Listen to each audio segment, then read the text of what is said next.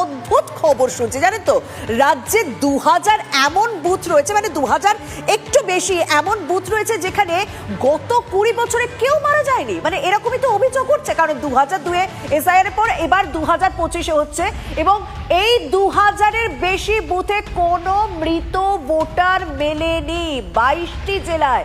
এরকমই তথ্য উঠে আসছে। বিস্তারিত জানাবেন আমার সহকর্মী শ্রাবন্তীর সঙ্গে রয়েছেন। শ্রাবন্তী,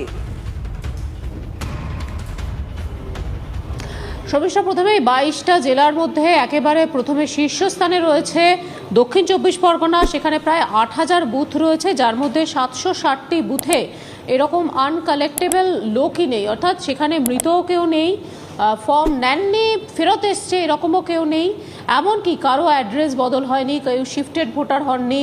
গোটা দক্ষিণ 24 পরগনা এত বড় একটা জায়গার 760টি এমন বুথ খুঁজে পাওয়া গেছে যেখানে আনকালেক্টেবল কেউ নেই, ফর্মই কেউ নেই, এরকম বিষয়টা উঠে এসেছে। একই সঙ্গে পুরুলিয়া 228টি বুথ রয়েছে, মুর্শিদাবাদ তারপরে 226টি, এভাবে 22টা জায়গার নাম উঠে এসেছে। টোটাল 2208টি বুথ এরকম রয়েছে। সেটা জানা মাত্রই জাতীয় নির্বাচন কমিশনের নজরে পড়েছে এবং তারপর এই সমস্ত জেলার ডিএম এর কাছে তথ্য চাওয়া হয়েছে যে কিভাবে এরকমভাবে আনকালেক্টেবল ফর্ম হলো, কিভাবে এখানে একজনও মৃত কেউ পাওয়া গেল না। তার মানে কোথাও না কোথাও গলদ রয়েছে।